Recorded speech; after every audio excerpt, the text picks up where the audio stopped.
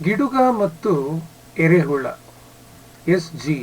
ಸಿದ್ದರಾಮಯ್ಯನವರು.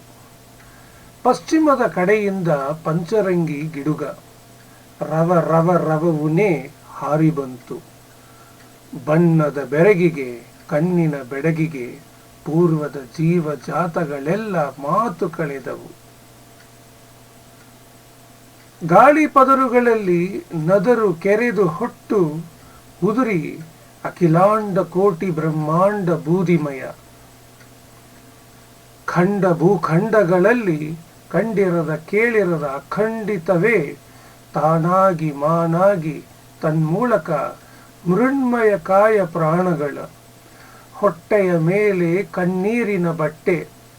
ಮಾತು ನುಂಗಿದ ಬಣ್ಣ, ನೋಟ ನುಂಗಿದ ಬಣ್ಣ, ಕೂಟ ನುಂಗಿದ ಬಣ್ಣ, ಭಯ ಭಯ ಜನಕ ಬಣ್ಣ. ಕರಿನೆರಳ ಸರಳಾಗಿ ಪಂಚಭೂತಗಳೆಲ್ಲ ವಂಚನೆಯ ಬಣ್ಣಗದರು.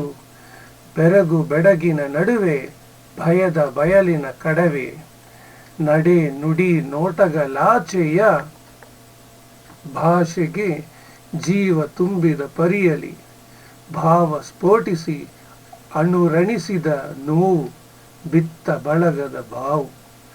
ಯಾರಳ ಯಾರಳ ನೆಲದ ವಾರಸು ಯಾರಳ, ಹಳೆ ಬೇಲಿಯ ಬಳ್ಳಿ ಸಾಲ ಬುಡದಲ್ಲಿ ತೇವಾಂಶದ ತವ ತವ ತವರಿನಲ್ಲಿ ತೆವಳುತ್ತಾ ಪಿಸುಗುಟ್ಟಿದೆ ಎರೆಹುಳ.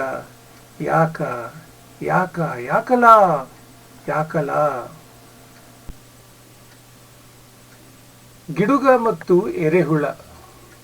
ಪ್ರಸ್ತುತ ಕವನವನ್ನು ಗಮನಿಸುವುದಾದರೆ ಕವಿ ಎಸ್.ಜಿ. ಸಿದ್ದರಾಮಯ್ಯನವರು ತಮ್ಮ ಶೀರ್ಷಿಕೆಯಲ್ಲಿ ಕೊಟ್ಟಿರುವ ಗಿಡುಗ ಮತ್ತು ಎರೆಹುಳದ ರೂಪಕವನ್ನು ಆಧರಿಸಿ ಕವನದಲ್ಲಿ ಪಶ್ಚಿಮದ ರಾಷ್ಟ್ರಗಳ ಆಕ್ರಮಣವನ್ನು ತಿಳಿ ಹೇಳಿದ್ದಾರೆ.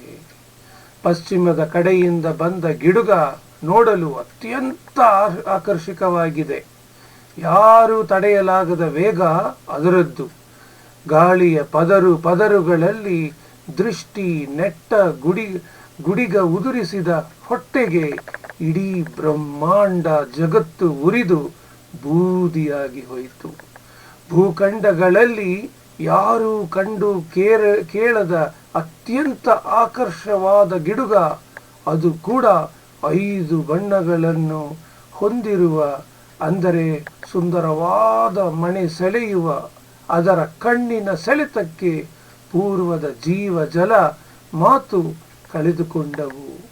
ಈ ಸಂದರ್ಭದಲ್ಲಿ ಎದುರಾಗುವ ಪ್ರಶ್ನೆ, ನೆಲದ ನಿಜವಾದ ವಾರಸುದಾರರು ಯಾರು ಎಂಬುದು ಕವನದ ಮುಖ್ಯ ಕಾಳಜಿ.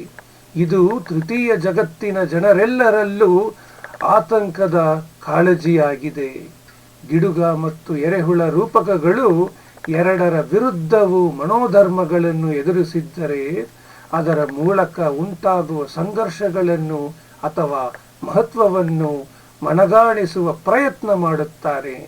ಇಲ್ಲಿ ಎರೆಹುಳ ಅತ್ಯಂತ ಸಂಯಮದ ನೆಲಕ್ಕೆ ಅಂಟಿಕೊಂಡು ನೆಲದಲ್ಲಿ ಮುಖದತ್ತ ಜೀವನವಾದರೆ, ಗಿಡುಗ ಆಕಾಶದಲ್ಲಿ ಮುಖ ನೆಟ್ಟು ಅಮಾನುಷವಾಗಿ ಎರಗುವ ಜೀವವಾಗಿ ಕಂಡುಬರುತ್ತದೆ.